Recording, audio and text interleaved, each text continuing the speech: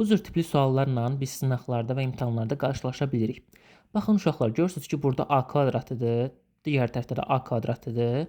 Demək, birinci hissə kvadrata yüksəldilməlidir avtomatik. Və yaxud da burada kub istəsəydi, demək burada da hər tərəf kuba yüksəldərdi. Şərtdən bizdə burada a kvadrat istədiyinə görə tənliyin hər tərəfini kvadrata yüksəldirik.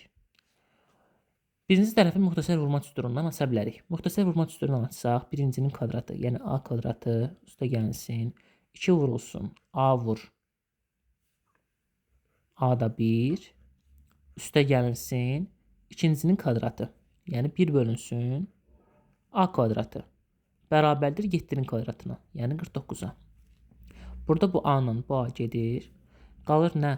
A kvadratı üstə gəlsin 2, üstə gəlsin 1 bölünsün a-nın kvadratı bərabərdir 49-a. Gəlin bu ədədi keçirək 49-un yanına. Onda a kvadratı üstə gəlsin 1 bölünsün a kvadratı bərabər olar 49 çıxılsın 2-yə.